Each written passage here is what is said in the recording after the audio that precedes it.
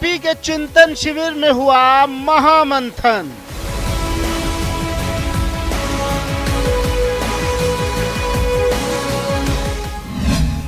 सतीश पूनिया बोले, नई ऊर्जा मिली, नया जोश, नई ऊर्जा, पार्टी को बनाएगा अजय। हम सब लोग अपने पार्टी की काम की समीक्षा भी करते हैं और आगे के काम की कार्य योजना तैयार करते हैं। सतीश पूनिया बोले, चिंतन के मंथन से अमृत निकला है। ये जरूर है कि जब लंबे समय तक एक फोरम पर बैठते हैं तो उसमें जो मंथन होता है उससे अमृत ही निकलता है। तो पार्टी के लिए दूरगामी तरीके से भविष्य की ये एक महत्वपूर्ण बैठक थी। पूनिया का दावा, भविष्य का एक्शन प्लान तैयार किया गया और आने वाले समय में मिशन 2023 के लिए राजनीतिक तौर पर कौन से मुद्दे होंगे, जिन मुद्दों पर हमें काम करना है। भाजपा कमल के फूल और मोदी के चेहरे पर लड़ेगी चुनाव।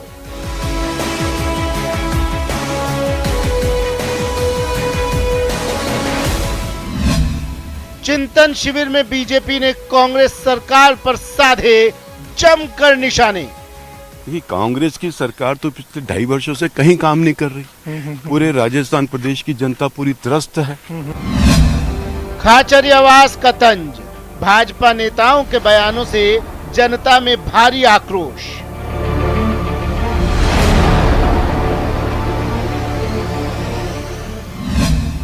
चिंतन शिविर से बीजेपी की कितनी चिंता खत्म हुई, चिंतन से क्या हासिल हुआ। नमस्कार, बहुत स्वागत है आपका। प्राइम डिबेट देख रहे हैं आप, आपके साथ में जेपी शर्मा। मंथन के बाद भाजपा नेताओं के चेहरे पर दिखा संतोष कितना वास्तविक है और कितना आभासी है, इसका पता अभी वक्त आने पर चलेगा। पार्टी को 2 मोर्चों पर संघर्ष करना है, अपने भीतरी मोर्चे पर भी और सत्ता पक्ष से भी, जो खुद भी संयोग से भीतरी मोर्चे पर लड़ाई में उलझा हुआ है। सरकार अपना करीब करीब आधा कार्यकाल पूरा कर चुकी है और जब चुनावी मोड़ में आने के बाद दुभावने फैसले लेने का दौर तेज होगा तो महंगाई जैसे मुद्दों पर घिरी भाजपा को मिशन 2023 के लिए कितना पसीना बहाने के लिए तैयार रहना होगा, ये समझा जा सकता है। वैसे भी अशोक गहलोत अपने इस कार्यकाल समेत पहले के टेन्योर में भी पहले साल से ही बड़े फैसलों के लिए जाने जाते हैं और इस बार भी कोविड प्रबंधन से लेकर चिरंजीवी योजना तक कई बड़े फैसले हुए हैं। ऐसे में भाजपा कांग्रेस के किले को भेदने के लिए कितना तैयार दिखती है, ये सवाल महत्वपूर्ण है। सवाल और भी हैं जिन पर प्राइम डिबेट में आज बहस होगी, जैसे कि मंथन से निकला अमृत गुटबाजी के जहर को काट पाएगा, 2023 के चुनाव राज्य के मुद्दों पर या केंद्र के मुद्दों पर, और स्थानीय चेहरा आगे नहीं करने का फायदा होगा या नुकसान की आशंका है। अवधेश आकोदिया जी हमारे साथ, वरिष्ठ पत्रकार, आर तिवारी साहब कांग्रेस के प्रवक्ता और पुनीत कर्नावट साहब भारतीय जनता पार्टी के वरिष्ठ नेता। बहुत स्वागत आप सभी का। पुनीत जी, पहले आपके पास, इस मंथन से क्या अमृत निकला? पार्टी की सेहत वो कैसे सुधारेगा? कांग्रेस की चिंता कैसे बढ़ाएगा? देखिए, भारतीय जनता पार्टी एक जीवंत पार्टी है और हम लगातार अपने सभी कार्यों को लेकर चिंतन भी करते हैं, मंथन भी करते हैं और उसके आधार पर पार्टी की रीति नीति के अनुरूप से आगे के कार्यक्रम तय करते हैं। भविष्य की चुनौतियों को समझते हैं, उन चुनौतियों को स्वीकार करते हैं और उसके लिए व्यूह रचना बनाते हैं। ये चिंतन बैठक हमारे यहाँ पर एक सतत प्रक्रिया है, निरंतर प्रक्रिया है, नियमित अंतराल के बाद होने वाली प्रक्रिया है। इन सब के माध्यम से राजस्थान की राजनीति को दूरगामी परिणाम किस प्रकार से भारतीय जनता पार्टी के पक्ष में हो, उसके आधार पर इस बैठक का आयोजन है, जिसमें सभी मसलों पर, सभी मुद्दों पर जो संगठनात्मक भी हैं और राजनीतिक रूप से भी हैं, उनके ऊपर विस्तृत चर्चा की गई है। और मैं समझता हूं कि इस मंथन का असर राजस्थान की राजनीति में निश्चित रूप से पड़ेगा, जहां एक और भारतीय जनता पार्टी अपने आप को संगठनात्मक रूप से मजबूत करने के लिए और मुखर होने के लिए, और राजनीतिक क्षेत्र में आज हम विपक्ष की भूमिका है, तो सरकार के साथ उसकी नाकामियों को जनता तक बीच में ले जाने और सरकार के जन विरोधी फैसलों पर नकेल डालने के लिए जो महत्वपूर्ण निर्णय इस चिंतन बैठक में हुए होंगे, उसका असर और उसका प्रभाव दोनों आपको आगामी समय में देखने को मिलेगा। आर तिवारी साहब, आगामी समय में देखने को मिलेगा, आपको खबरदार हो जाना चाहिए। देखिए, भाजपा ने कमर कस ली है, क्या कहेंगे? जेपी साहब, ये चिंतन शिविर था या चिंता का शिविर था, भाई पुनीत कर्नावट बोल नहीं पा रहे।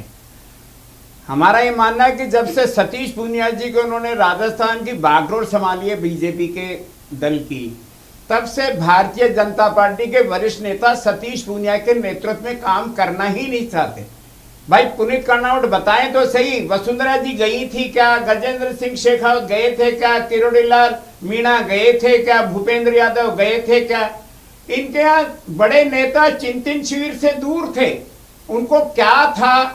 सवाल ये कि भारतीय जनता पार्टी जो कैडर बेस्ड पार्टी है, जो ये कह रहे थे कि हमारे यहाँ कैडर है, इनके राष्ट्रीय संगठन मंत्री जो संतोषी साहब यहाँ आए, उनको वहां चिंतन शिविर में कहना पड़ा कि हमारे यहाँ मांगने से कुछ नहीं मिलेगा, हम चाहेंगे जिसको देंगे। भाई पुनीत कर्नावट बताए तो सही, कौन क्या मांग रहा था? पूरा राजस्थान जानता है इनके भारतीय जनता पार्टी में सरकार इनकी बनेगी या नहीं बनेगी। अभी से 10 ऐसे सीनियर नेता हैं जो अपने आप को मुख्यमंत्री की दौड़ में शामिल करा रहे हैं।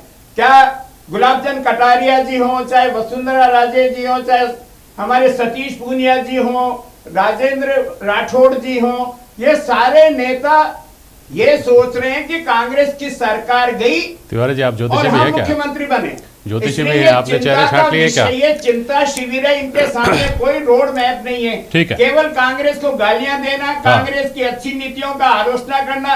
अगर दम ही होता तो इन्होंने घोषणा की थी कि राजस्थान में कानून व्यवस्था को लेकर के जो अव्यवस्थाओं का ये ढोल पीटते थे, जयपुर में विधानसभा के सत्र में इन्होंने घेराव किया, एक वरिष्ठ नेता उस घेराव में शामिल नहीं था। केवल इनके जयपुर इकाई के अध्यक्ष बेचारे राघव शर्मा जी को आपने बलि का बकरा बना दिया। तिवारी जी, इनका वो आंदोलन तिवारी भी जी, फेल जब हुआ। आप ये सवाल उठा रहे हैं, कम से कम इस चिंतन शिविर के बारे में, एक फला नेता नहीं थे, फला नेता नहीं थे, फला नेता नहीं थे, उन सब के जो व्यक्तिगत कारण है वो पब्लिक डोमेन में है, तब आप वैसे ही आरोप लगा रहे हैं जैसे भाजपा ने सवाल उठाया कि मुख्यमंत्री क्यों नहीं बाहर निकले, जबकि सबको पता था कि पोस्ट कोविड और फिर बाद में जब वो हॉस्पिटल में भर्ती हुए तो उसके बाद ये मुद्दा खत्म हो गया।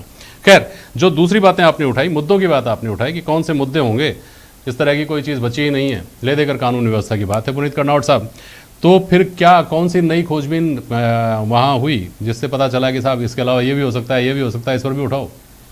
कांग्रेस तो हर मोर्चे पर ही फेलियर गवर्नमेंट के रूप में है। हाँ। अशोक गहलोत साहब के पहले के कार्यकाल भी हमने देखे हैं और ये कार्यकाल भी देखा है। इन 2.5 साल के अंदर अगर कोई वर्स्ट गवर्नमेंट राजस्थान के पिछले 25 साल के इतिहास में दिख रही है तो वो अशोक गहलोत साहब की सरकार है। हर मोर्चे पर फेल है। लॉ एंड ऑर्डर की सिचुएशन हम देख ही रहे हैं। जयपुर शहर के अंदर पिछले अगस्त से लेकर अभी तक 6 सरेआम गोली मारकर राजधानी के अंदर हत्याएं हो जाती है और सरकार हाथ पर हाथ धरे बैठी रहती है। किस प्रकार से मेवात की घटनाएं घट रही है वो किसी से छुपा हुआ नहीं है। छोटी छोटी बच्चियों के साथ बलात्कार, बेरोजगारी का आलम यह है कि आज रीट की परीक्षा के अंदर कितने पद हैं और कितने लाख लोग यहाँ पर परीक्षा देने के लिए हैं और पूरा राजस्थान एक तरीके से अस्त व्यस्त हुआ है। सरकार ने अपना सब कुछ हाथ पैर डाल दिए और रोडवेज को में आम जनता का सफर करना मुश्किल हो गया।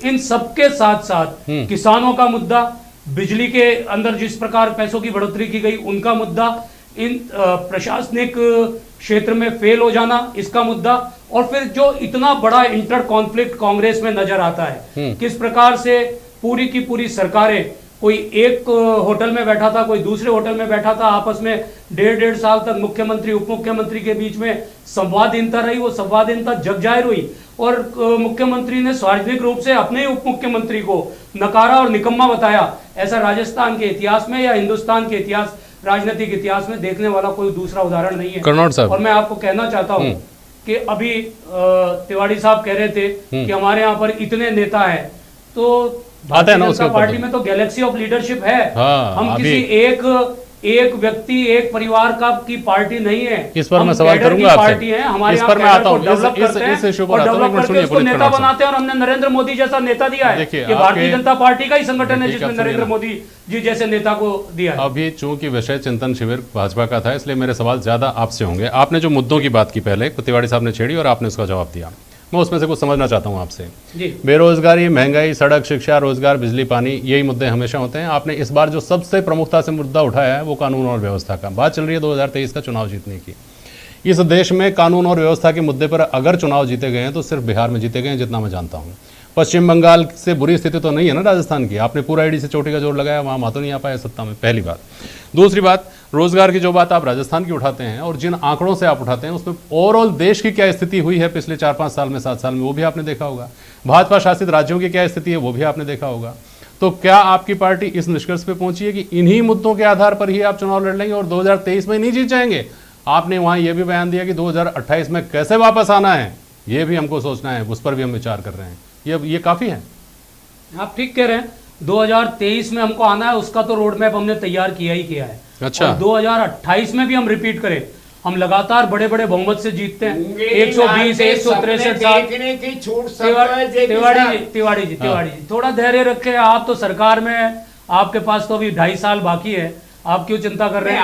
हमें आप तो नहीं, हम नहीं गिरवा रहे, आपकी सरकार तो अपने आप ही गिरने को तैयार है। अरे आप जिस दिन मंत्रिमंडल का विस्तार कर लेंगे उसी दिन आपकी उल्टी गिनती शुरू होने वाली है। प्रदेश के उसी दिन आपकी उल्टी गिनती शुरू होने वाली है। आप चिंता के अंदर पंचायत चुनाव में जेपी साहब दोनों जगह प्रधान हमारे बने, हमारे दोनों जगह प्रधान हमारे बने हैं, जिला प्रमुख हमारा है। जो तिवारी जी देखिए, इस मामले में दामन तिवारी साहब थोड़ा धैर्य आपका भी रखो। उजला नहीं है दामन। पंचायत में बहुमत नहीं ला पाए। अरे ये भाई, बात को स्वीकार तो करो। आपने भी इस बात के लिए बड़े ढोल बजाकर कहा तिवारी साहब कि 50 जगह तो हम जीते लेकिन 75 जगह हम बनाएंगे प्रधान, तो वो कैसे बने? हम परिषद में, नगर पालिका में, पंचायत में, विधानसभा में जीते। और फिर कह रहा हूँ पुनीत कर्नावट, आने वाले अक्टूबर के महीने में जो विधानसभा के 2 उपचुनाव में जहां मेवाड़ की धरती पे आपने चिंतन शिविर किया, उसी धरती पे कांग्रेस के लोकप्रिय मुख्यमंत्री तिवारी जी किसी न किसी ज्योतिषी से आप ट्यूशन ले रहे हैं। चलिए अवधेश आकोदिया, शिविर था ये, एक मिनट आप दोनों सुन लीजिए। आपकी आवाज बता रही है, आपका नजरिया बता रहा है, आपके एक मिनट आप दोनों बता रहा है। सुनिए देखिए, सुनिए एक मिनट मुझे जेपी शर्मा साहब, मैं ये पूछ रहा हूँ अवधेश आकोदिया, इस बात को लेकर के जो राष्ट्रीय स्तर पर भी चर्चा होती है ना बुद्धिजीवियों में, एक हैरानी होती है कि राजस्थान में वही मुद्दे जो मैंने अभी गिनाए थे, परंपरागत मुद्दे जो चले आ रहे हैं आज़ादी के बाद से आज तक कायम है, कभी नहीं बदले, ना उनका माप कम होता है, कमोबेश उतने ही रहते हैं। उसके बाद भी 5 साल बाद, हर 5 साल बाद सरकार बदल जाती है। अपने आप में ये हैरान करने वाली बात है। इस ट्रेंड को कैसे देखते हैं? बिल्कुल देखिए, क्योंकि राजस्थान में पिछले जो 5-6 चुनाव रहे हैं उनमें मुद्दे कमोवेश वही रहते हैं। और आप देखिए, जो पार्टी विपक्ष में होती है वो अलग स्वर में बोलती है, उन्हीं मुद्दों पर अलग स्वर में बोलती है। सरकार में आने के बाद जो सरकार की आवाज़ होती है वही आवाज़ उसकी वापस वहीं के वहीं आ जाती है। देखिए, पूरा के पूरा जो पूरा ट्रेंड बना हुआ है कि हर 5 साल में यहाँ पर सरकार बदल जाती है, उसके 2-3 कारण मुझे लगते हैं। एक तो हमारे यहाँ जब चुनाव होते हैं उसके 6 महीने बाद ही लोकसभा के चुनाव आ जाते हैं। बिल्कुल। तो बीच में तो 6 महीने में तो समय मिलता नहीं है। चुनाव आते हैं, वो चुनाव यदि इलेक्शनियरिंग केंद्र की उससे पहले शुरू हो जाती है जी, उससे पहले में राज्य के विधानसभा उसके साये में राजस्थान विधानसभा के चुनाव होते हैं। जब तक वो चुनाव खत्म होते हैं तब तक जनता अपना मन बना लेती है सरकार के बारे में। जो परसेप्शन क्रिएट होना होता है वो परसेप्शन सरकार के बारे में क्रिएट हो जाता है। वही आगे जो 4 साल 4.25 साल चलता है परसेप्शन, उसी के आधार पे जनता वोट देती है। अब इस परसेप्शन को कैसे तोड़ा जाए? ना तो भारतीय जनता पार्टी की तरफ से ना ही कांग्रेस की तरफ से इस तरह की का कोई नया राजनीतिक प्रयोग नहीं किया गया जिससे ये ट्रेंड जो पिछले 5-6 चुनाव से चल रहा है ये टूट जाए। ठीक है पुनीत कर्नावट साहब, लेकिन इस बार कांग्रेस का आरोप यह है कि आप परंपरागत मुद्दों पर चुनाव नहीं लड़ रहे होंगे, आप इस बार भावनात्मक मुद्दों पर चुनाव लड़ने की तैयारी कर रहे हैं और उसकी वानगी आप मालपुरा और मेवात की घटनाओं से आपने दिखा दी है। क्या ये सही है आरोप पुनीत कर्नावट साहब? ये आरोप नहीं है, ये सच्चाई है कि आप जिस तरीके से मालपुरा और मेवात के अंदर घटनाएं घट रही है उसके बारे में कांग्रेस को विचार करना चाहिए। कांग्रेस केवल मात्र तुष्टीकरण के आधार पर अपनी ज़मीन को मजबूत बनाए रखना चाहती है। ये कांग्रेस के हित में नहीं है, राज्य के हित में नहीं है, राजस्थान की राजनीति के हित में नहीं है, राजस्थान के सामाजिक ताने बाने के हित में भी नहीं है। हमने बार बार कांग्रेस को आगाह किया है कि जिस प्रकार मालपुरा के अंदर पलायन शुरू हुआ है, जिस प्रकार मेवात का पूरे क्षेत्र का अपराधीकरण हो गया है और ये अपराधीकरण पूरे राजस्थान को इफेक्ट करने वाला है। मैं राजनीति से परे इस पर कहना चाहूँगा कि कांग्रेस के मुख्यमंत्री जी को अपने गृह मंत्री को नसीहत देनी चाहिए और जरूरत पड़ने पर हर गलती कीमत मांगती है कहने वाले मुख्यमंत्री को अपने गृह मंत्री से इसका हिसाब किताब लेना चाहिए और उनसे पूछना चाहिए कि राज्य में किस कारण से अपराधी खुलेआम इस प्रकार से घटनाएं घट रही है और राज्य का कांग्रेस और कांग्रेस की सरकार का इकबाल खत्म हो गया है। अब ये दुर्भाग्य है कि जो राजस्थान के मुख्यमंत्री है उनके अधीन जो काम करने वाले गृह मंत्री है उनका नाम भी अशोक गहलोत साहब ही है। अगर वो अपनी जिम्मेदारियों का निर्वहन ठीक से नहीं कर सकते तो कम से कम उन्हें एक काबिल गृह मंत्री अपनी इस 100-125 जितने भी उनका समर्थन है उसमें ढूंढना चाहिए और राजस्थान की जनता को अपराधियों से बचाना चाहिए। बाकी कांग्रेस को सोचना है, आज अगर चुनाव हो जाएंगे तो जो अवधेश आकोतिया जी कह रहे थे कि मुझे मालूम नहीं 6 महीने बाद तो ये परसेप्शन बनता है कि नहीं बनता, पर आज की तारीख के अंदर कांग्रेस कि जो संख्या पिछली बार अशोक गहलोत जी के नेतृत्व में आई थी 21, 22 या 20 वो भी नहीं आने वाली। आर तिवारी साहब आप कुछ कहना चाहते हैं? बोलिए। नहीं, मैं अवधेश आकोतिया के पास जा रहा हूँ, बोलिए। मैं ये कह रहा हूं, भाई पुनीत कर्नावट कह रहे थे कि बेरोजगारी के मामले में राजस्थान सरकार क्या कर रही है। देश में मोदी सरकार, भारतीय जनता पार्टी की सरकार तो है ही नहीं। ये कहते हैं कमल का चुनाव और जिस पार्टी की सदस्यता फार्म नहीं हो, जो मिस कॉल पे अपनी सदस्यता दे देते हो। मोदी जी ने कहा था हर साल 2 करोड़ नौजवान लोगों को रोजगार दूंगा। 7 साल में देश के प्रधानमंत्री जी ने कोई बताए तो सही 14 करोड़ लोगों को रोजगार दे दिया क्या?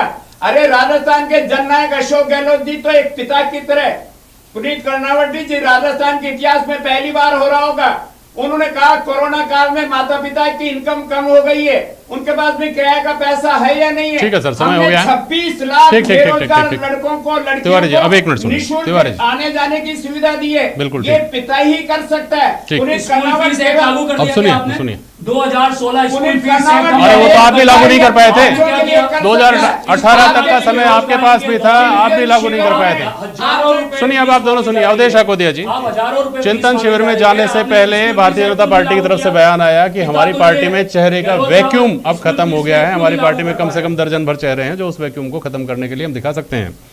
अब कहा गया है कि नरेंद्र मोदी के चेहरे पे, कमल के फूल के चेहरे पर पार्टी लड़ेगी। अपना अपना तरीका है पार्टी, हम उस पर सवाल नहीं उठा सकते, लेकिन हम इस बात को पुराने तजुर्बे के आधार पर इसकी समीक्षा कर सकते हैं कि क्या भारतीय जनता पार्टी का यह प्रयोग दूसरे राज्यों में जिस तरह से अच्छा या बुरा रहा, राजस्थान में कैसा रह सकता है। अवधेश आकोतिया। देखिए, इसमें कोई डाउट नहीं है। ये यदि भारतीय जनता पार्टी कहती है कि हमारे यहाँ पर नेताओं का जो वैक्यूम था वो खत्म हो गया है, क्योंकि एक जमाना था जब केवल भैरव सिंह शेखावत जी यहाँ पर बड़े नेता थे, उन्हीं के हाथ में कमान रहती थी, वही चुनाव लड़ते थे, जीतते थे, हारते, वो अलग बात है। लेकिन अब बहुत लंबी फहरिस्त है नेताओं की, लेकिन ये अपने आप में एक समस्या भी है। और जिस तरह के प्रयोग जो केंद्रीय नेतृत्व है भारतीय जनता पार्टी का वो कर रहा है, उस प्रयोग को देखते हुए जो कई नेता यहाँ पर वरिष्ठ, उनकी बेचैनी साफ तौर पर देखी जा सकती है, क्योंकि वो तो जिसके ऊपर हाथ रख देंगे, भले ही वो पहली बार का विधायक हो, वो भी चीफ मिनिस्टर बन जाएगा। ये उदाहरण हमने लगातार देखे हैं, अभी गुजरात में देखा है। तो इस तरह का जब केंद्रीय नेतृत्व फैसले करता है तो ऐसे लोग जो सक्रिय रहकर जो अपनी पार्टी को मजबूत कर रहे हैं, अपना जनाधार बढ़ा रहे हैं, ऐसे लोगों में बेचैनी होना स्वाभाविक है। और बीजेपी में ऐसे नेताओं की फहरिस्त अभी बहुत लंबी है प्रदेश में। चलिए, शुभकामनाएं तिवारी जी आपको, शुभकामनाएं कर्नावट साहब आपको, 2.5 साल पहले दे रहा हूँ शुभकामना। बहुत शुक्रिया आप दोनों का, और अवधेश जी आपका आज प्राइम डिबेट में शामिल होने के लिए। आज के लिए बस इतना ही, नमस्कार।